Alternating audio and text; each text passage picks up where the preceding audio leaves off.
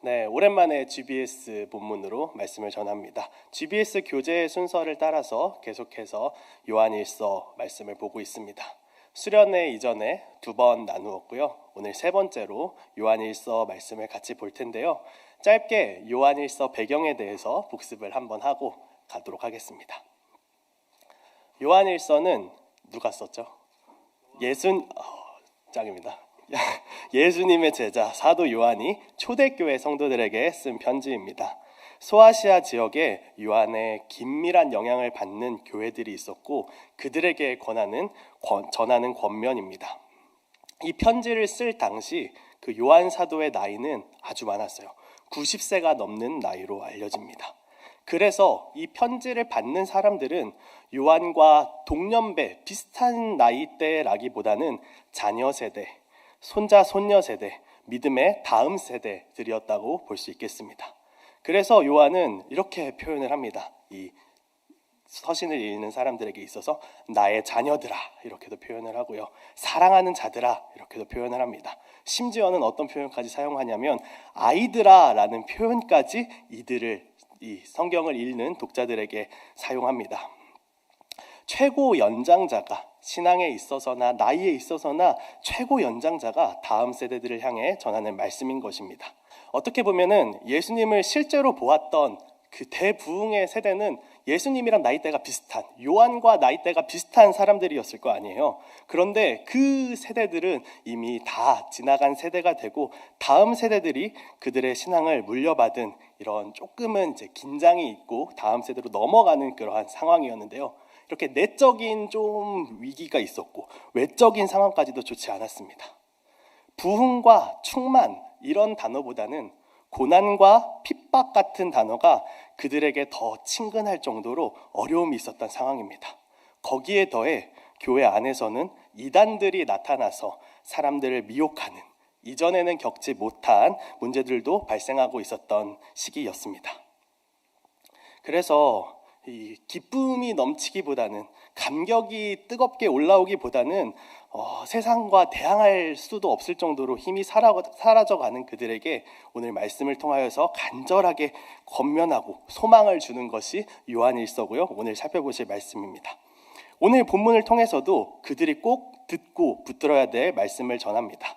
1차적으로는 그 초대교회 성도들을 향해 주시는 말씀이지만 2차적으로는 오늘 우리에게도 동일하게 적용되는 말씀임을 기억하고요. 2가지 포인트를 오늘 말씀을 통하여서 함께 살펴보도록 하겠습니다. 첫 번째 포인트는 대언자라는 포인트입니다. 대언자라는 의미를 이해하기에 앞서서 먼저 죄에 대해 바른 이해를 가져야 합니다. 요한일서 1장에서 다루었던 내용들인데요. 하나님은 어떤 분이신가? 라고 했을 때 하나님은 빛이시고 어둠이 조금도 없는 분 이렇게 말을 합니다. 빛은 무엇입니까? 의롭고 선하고 이런 것들이죠. 어둠은 무엇입니까? 죄입니다. 하나님은 죄가 하나도 없으신 분이시라는 거죠. 그렇다면 하나님을 믿는 우리는 어떤 존재입니까? 하나님과 사귐이 있는 존재이죠. 그분이 하나님이 빛이신 것처럼 우리도 빛 가운데 행하여야 하는 존재입니다. 그런데 문제는 무엇입니까? 때로는 우리는 죄를 지을 수밖에 없는 자들인 게 문제입니다. 아무리 우리가 하나님의 뜻대로 살라고 힘쓰고 노력할지라도 로마서의 말씀처럼 마음으로는 하나님의 법을 따르지만 육신으로는 죄의 법을 따르는 우리의 모습이 우리에게 남아 있습니다. 그러한 전제를 가진 우리에게 본문 1절에서 요한 사도는 말합니다. 2장 1절 초반부입니다. 나의 자녀들아 내가 이것을 너희에게 쓰면 너희로 죄를 범하지 않게 하려 함이라. 죄를 짓지 말아라 이 말이죠. 인간에게 죄성이 있고 연약해서 죄를 지을 수밖에 없는 존재인 건 안다. 그렇지만 어쩔 수 없이 죄를 짓게 되는 것이 너가 맘 편하게 죄를 지으면서 살아도 된다 이게 아니다. 그것을 면죄부로 삼아서 맘 편하게 죄를 짓고 하고 싶은 거 다 하면서 살면 안 된다. 그럼 어떻게 살아야 되느냐? 힘 닿는 데까지 의지적으로 죄를 짓지 말 것을 요청합니다. 너무 감사한 것이 있는데요. 여기서 말씀이 끝나지 않는다는 것입니다. 죄를 안 지을 수가 없는데 너 죄 짓지 마. 여기서 말씀이 끝나지 않다는 게 전 너무 감사했습니다.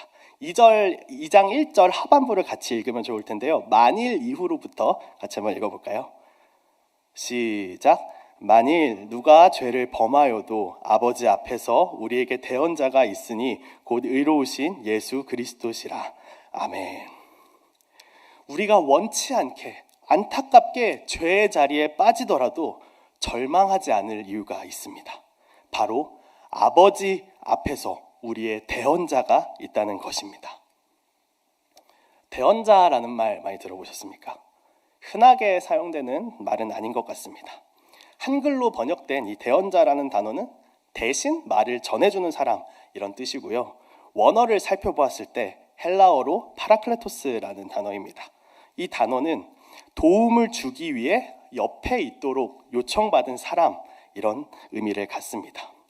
더 확장된 의미로는요, 법정의 상황에서 대신 말을 해주는 그런 역할을 하는 사람, 즉 변호사를 가리킬 때도 이 단어가 사용됩니다.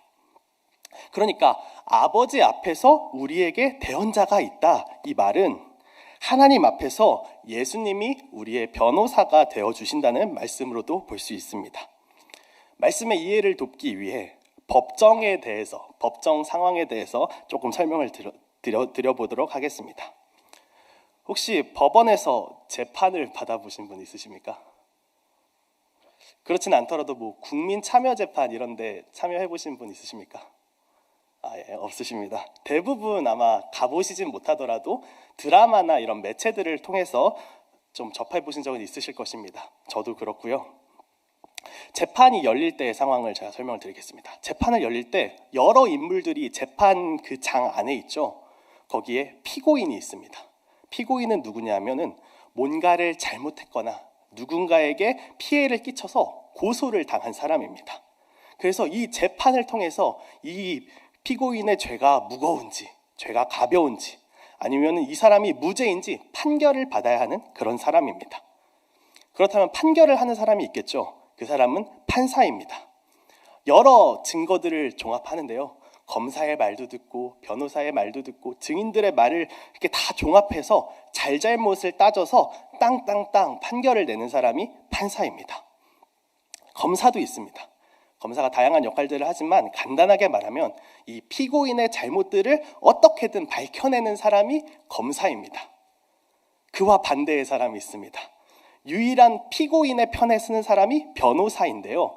변호사는 이 피고인이 무죄임을 밝히기 위해서 여러 증거들을 가지고 이렇게도 말해주고 저렇게도 말해주고 변호하는 사람이 변호사입니다. 이 법정에서의 변호사의 역할을 예수님께서 해주신다는 것입니다. 어디서요? 하나님의 심판대 앞에서요. 말씀 한 구절 같이 찾아보기를 원합니다. 요한계시록 20장 11절 12절입니다. 성경 마지막 성경에 요한계시록 있고요. 20장 1절에서 11절에서 12절 같이 한번 읽어보면 좋겠습니다. 함께 읽겠습니다. 또 내가 크고 흰 보좌와 그 위에 앉으신 이를 보니 땅과 하늘이 그 앞에서 피하여 간데 없더라.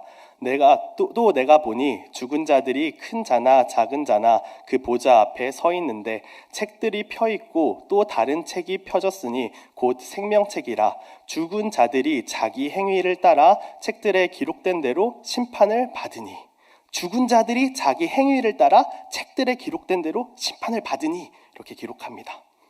모든 사람은 죽은 후에 하나님 앞에서 재판을 받는다고 이 말씀은 기록합니다. 큰 자나 작은 자나 다 심판을 받습니다. 지금으로 따지자면은 부자나 빈자나 모두 심판대 앞에 서고요. 국가 유공자나 매국노나 다 하나님의 심판대 앞에 서는 것이고요. 성공한 인생이나 남들이 실패자로 취급하는 인생이나 모두 판사이신 하나님 앞에서 피고인의 신분으로 심판을 받는다는 것입니다. 하나님의 심판대 앞에서 우리가 나가서 설 때 얼마나 무섭겠습니까? 그런데 우리를 공격하는 나쁜 놈이 있습니다. 마귀 새끼가 검사 역할을 합니다. 하나님 앞에서 우리를 참수합니다. 얘 이런 죄도 있고요, 저런 죄도 있어요. 하나님 아시겠지만 저런 죄까지 졌는데 하나님 아세요? 이렇게 참소를 합니다. 이때에 스스로 하나님 앞에서 떳떳한 인생이 있을까요? 세상의 기준으로는 이 사람 착하네, 이 사람 선하네, 이런 사람들 있죠. 그렇지만 그 착하다의 기준이 하나님의 기준과 인간의 기준은 다릅니다. 하나님의 기준은 어떤 기준입니까? 하나님의 그 선의 개념은요, 하나님이 주신 율법과 모든 계명들 있잖아요. 이것들을 모든 순간 지키는 것이 하나님께 선하다 취급을 받는 그 기준입니다. 가능한가요? 불가능합니다. 게다가 판사 하나님은 조금만 아시는 분이 아니라 전지전능하게 아시는 분이세요. 피고인은 판사 앞에서 자신이 불리한 것들, 자신의 죄들을 숨기고 싶은 마음이 들지 않겠습니까? 그런데 하나님 앞에서 우리가 뭔가를 숨긴다 한들 그분은 모든 것을 다 아십니다. 우리가 이제 표출되는 말과 행동으로 표현되는 그런 것뿐만 아니라 마음의 생각과 우리의 무의식까지도 하나님은 모든 것을 다 아십니다. 그 심판대 앞에 우리가 홀몸으로 나가서 선다면 절망 그 자체 아닐까요? 만약에 이 심판대 앞에 선다는 걸 미리 안다고 하더라도 이 남은 생애 동안 어떻게 내 힘으로 나를 무죄 취급을 받을 수 있는 그런 사람으로 만들 수 있을까요? 불가능합니다. 이 사실 앞에 절망되고 낙심되지 않으십니까? 그런데요, 이 상황에서 우리 성도들은 낙심하지 않을 이유가 있습니다. 단 한 가지 유일한 소망이 있습니다. 그것이 뭘까요? 판사이신 하나님 앞에서 예수님께서 우리의 변호사가 되어주신다는 것입니다. 변호사이신 예수님은 그냥 우리가 생각하는 변호사 거기서 그치지 않습니다. 변호사의 역할을 예수님이 해주시는 것은 맞습니다.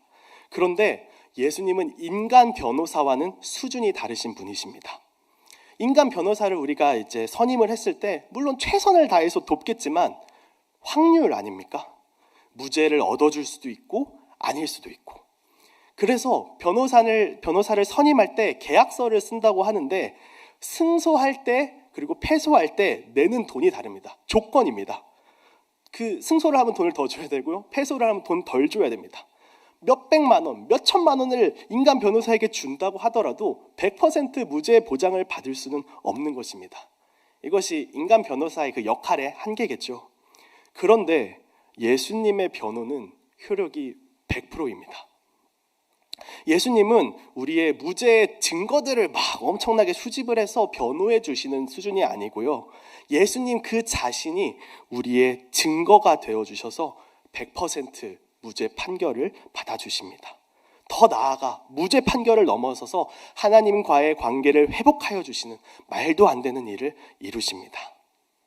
그것이 오늘 본문 2절의 화목제물과도 의미가 연결이 됩니다. 조금은 어려운 신학적인 개념이 나오는데 잘 들어주세요. 하나님은 인간의 죄를 그냥 못 본 채 하고 이렇게 지나가실 수 있는 분이 아니십니다. 그것을 신학적인 용어로 하나님의 공의라고 말합니다. 하나님의 공의는 죄인들의 죄를 벌할 것을 요구하세요.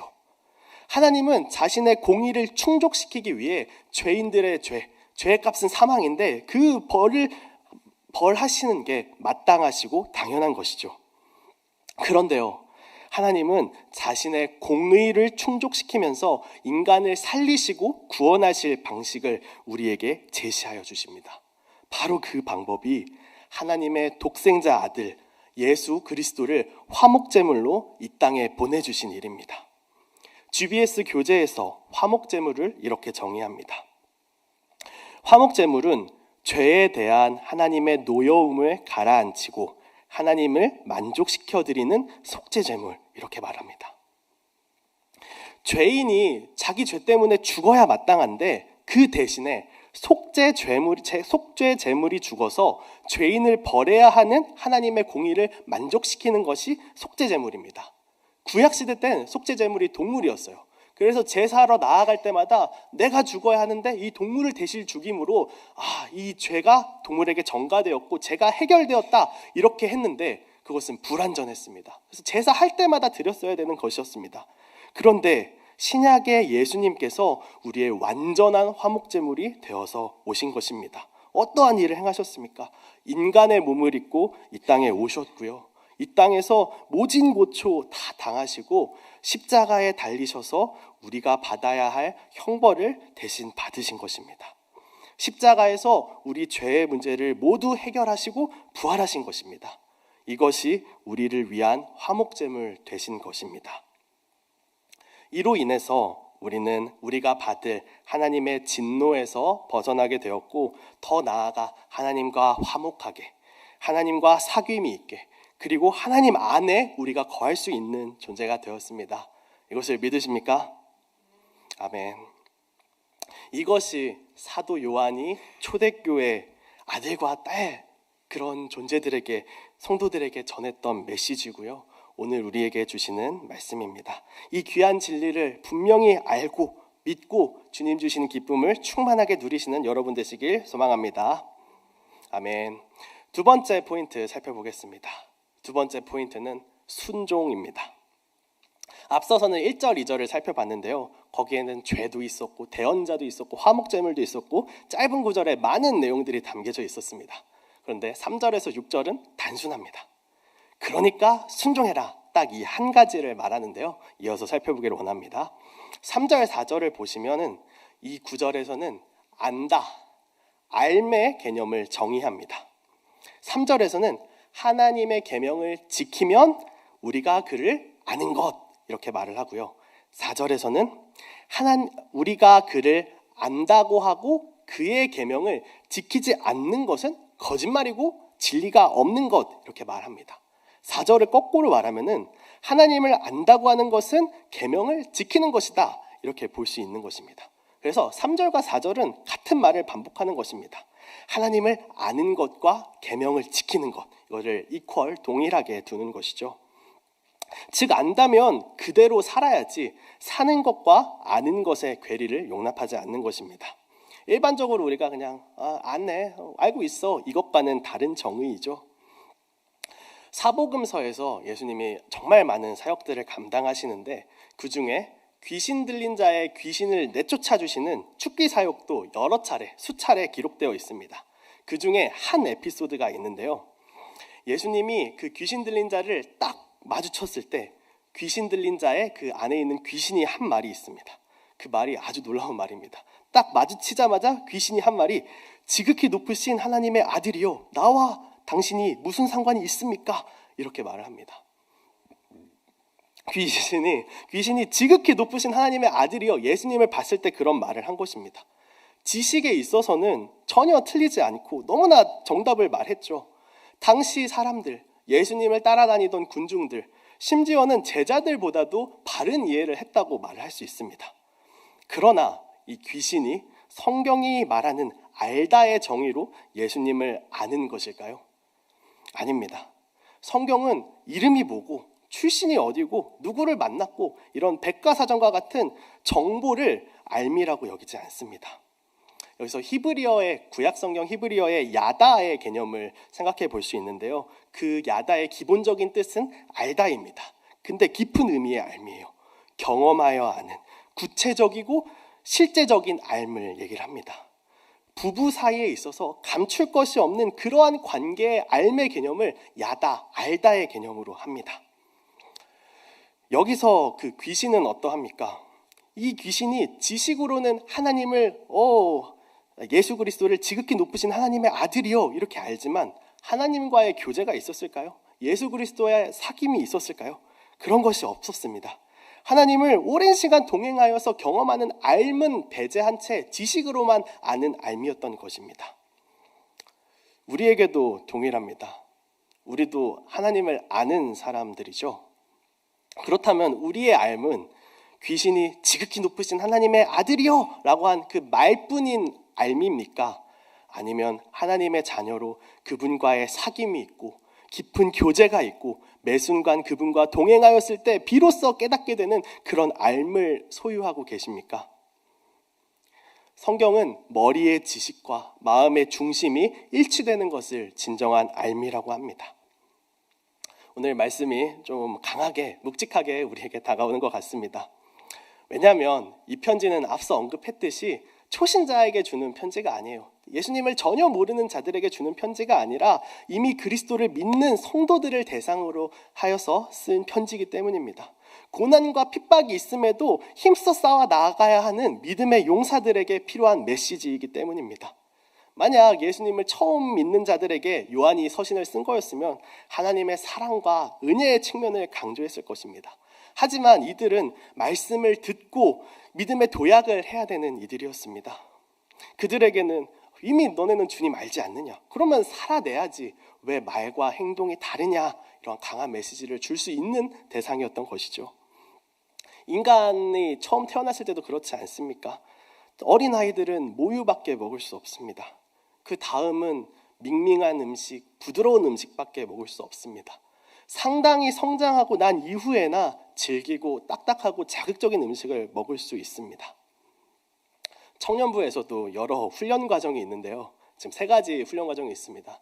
기초반이 있고 양육반이 있고 제자반이 있습니다. 이 반마다 난이도가 차이가 있죠. 모이는 시간부터 다릅니다. 기초반은 토요일 날 오후 1시 좋을 때 모입니다. 양육반은 금요 양육반인데요. 금요 예배 마치고 9시 반에 시작해서 11시 넘어서 12시 가까이 끝납니다. 더 센 거는 제자반입니다. 제자반 월요일 새벽에 모이는데요. 월요일 새벽에 새벽 기도를 하고 나서 5시 50분에 그 제자반 모임이 시작됩니다. 이 모이는 시간뿐만이 아니라 체크리스트, 숙제, 다루는 내용에 있어서도 차이가 있습니다. 신앙 또한 성장하기 위해서 영적인 음식을 먹는 것에 있어서 어린아이의 수준과 그리고 장성한 자의 수준이 분량이 다를 것입니다. 다만 신앙 성장함에 있어서 다른 영역들과 다른 것은 성별, 나이, 학력, 재력 등과 관련이 없이 하나님 안에 거할 때 가능하게 된다는 것입니다. 하나님과 사귐이 있고 깊은 교제를 할 때, 매일 하나님과 깊은 동행하는 삶을 살아갈 때 너무나 당연하게 하나님을 알게 되고 깨닫게 되고 동행하게 되고, 그렇게 된 자들이 계명을 따라 말씀을 따라 살아가게 될 것입니다. 그러한 하늘의 은혜와 복을 온전히 누리시는 여러분 되시기를 간절히 소망합니다.